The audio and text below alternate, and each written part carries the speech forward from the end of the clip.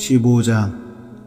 성도 여러분, 내가 여러분에게 전파한 복음에 대해 여러분에게 알려드리려고 합니다.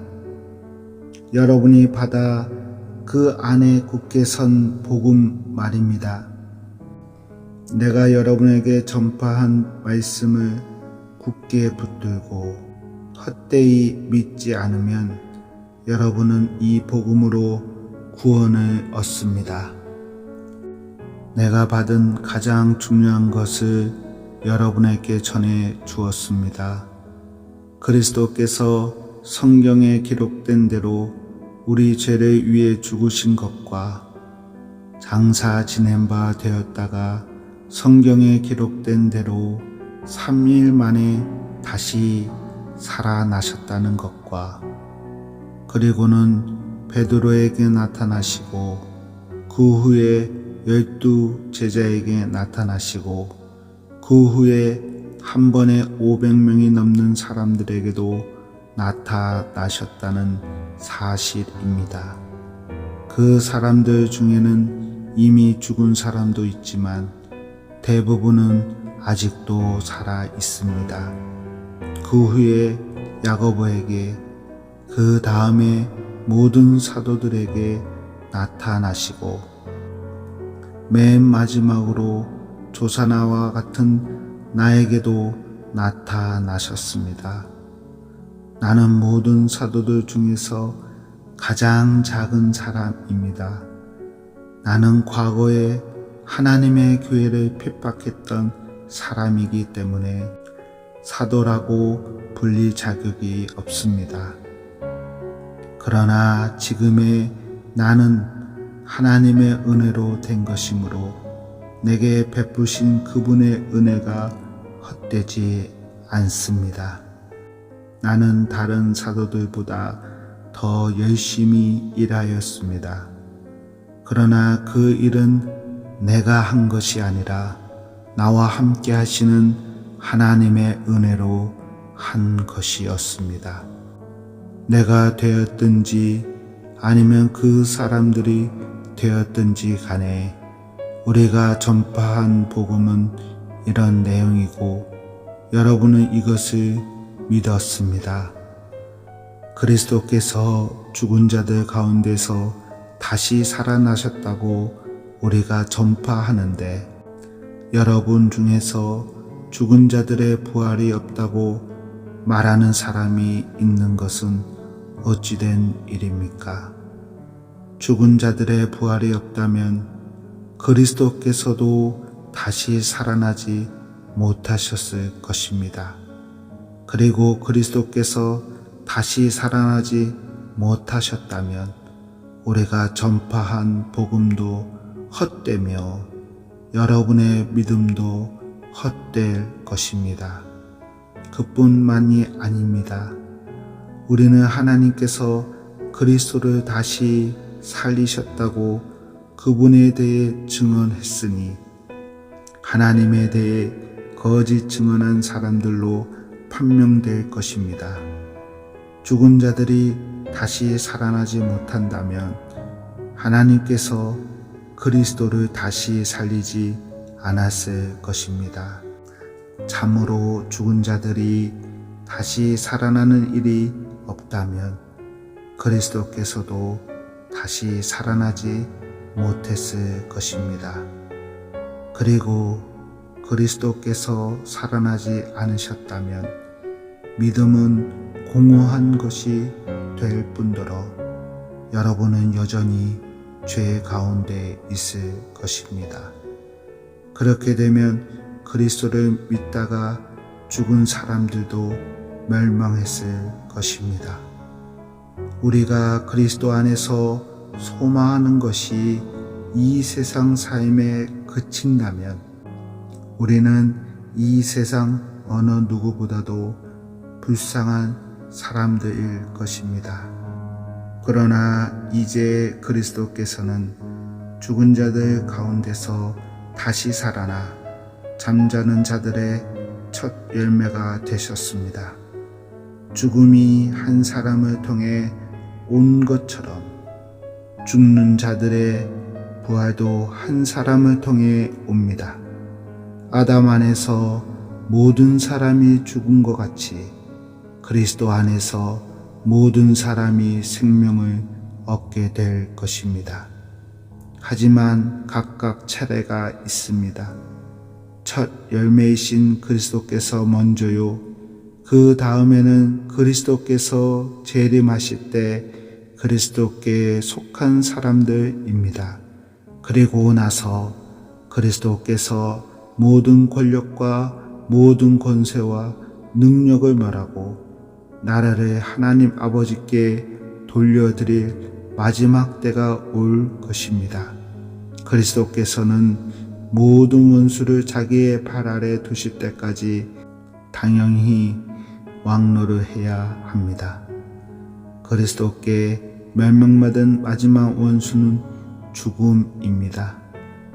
성경에 하나님께서 모든 것을 그분의 발 아래 복종시키셨다라고 기록되어 있습니다.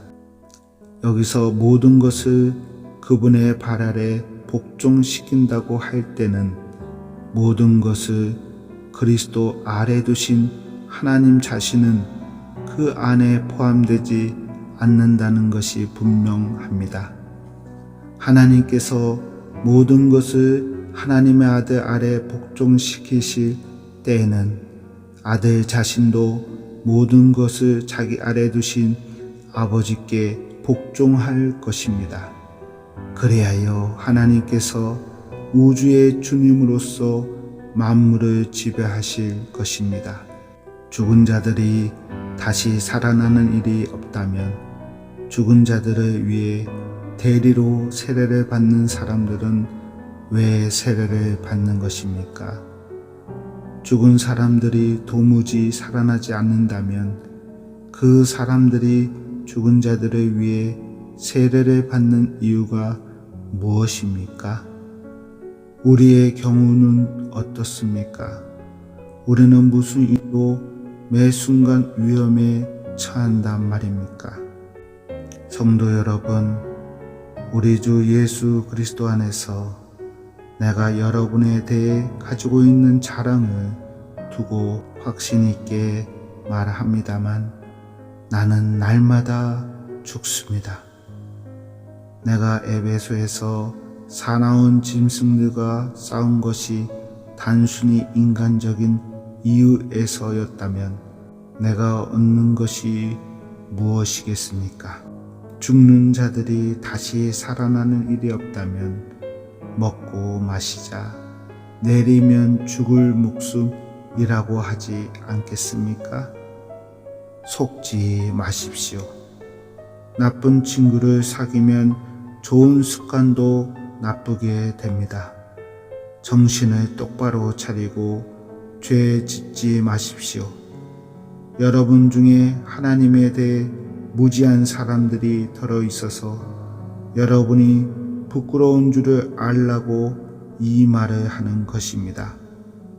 그러나 죽은 자들이 어떻게 다시 살아나며 또 그들은 어떤 몸으로 나오게 되느냐라고 묻는 사람이 있을 것입니다.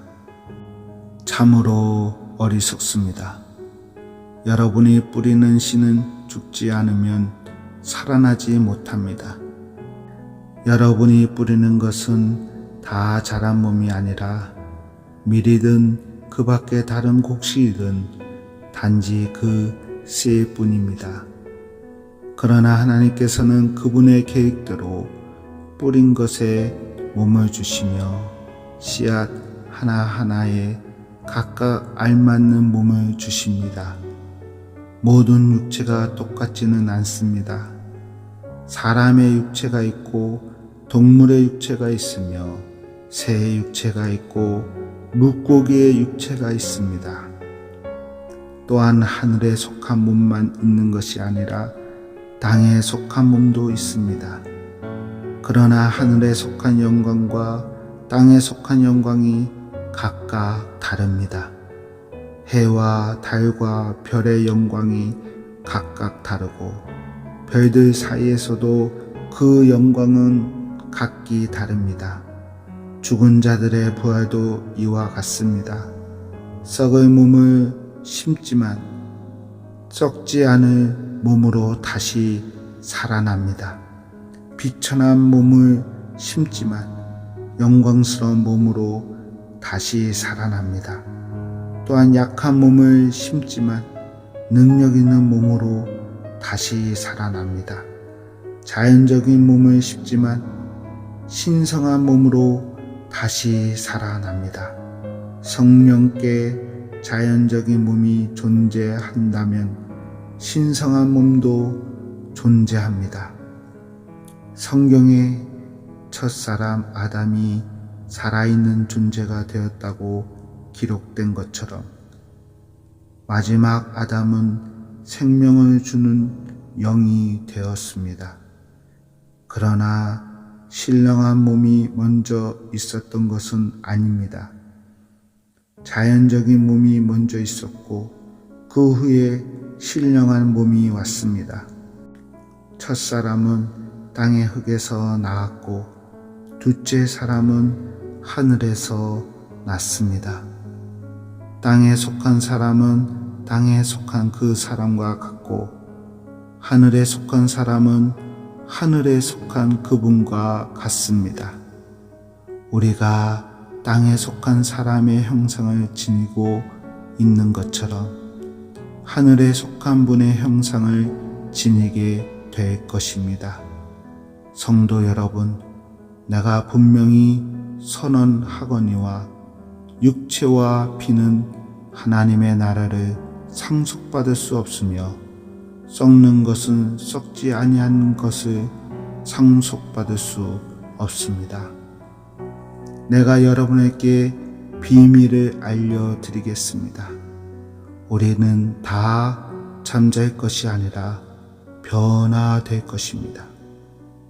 마지막 나팔 소리가 울릴 때 눈 깜짝할 사이에 죽은 자들이 썩지 않은 몸으로 다시 살아나며 우리는 변화될 것입니다.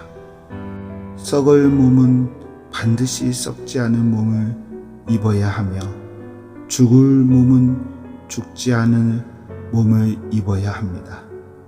썩을 몸이 썩지 않은 몸을 입고 죽을 몸이 죽지 않을 몸을 입게 되면 승리가 죽음을 삼켜 버렸다고 기록된 말씀이 사실로 드러나게 될 것입니다.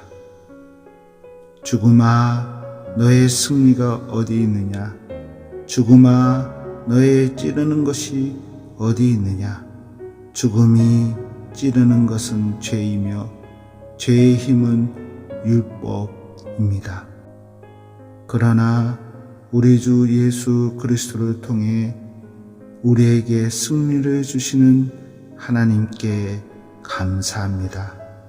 그러므로 나의 사랑하는 성도 여러분, 굳게 서서 흔들리지 말고 항상 주님의 일을 위해 자신을 드리십시오.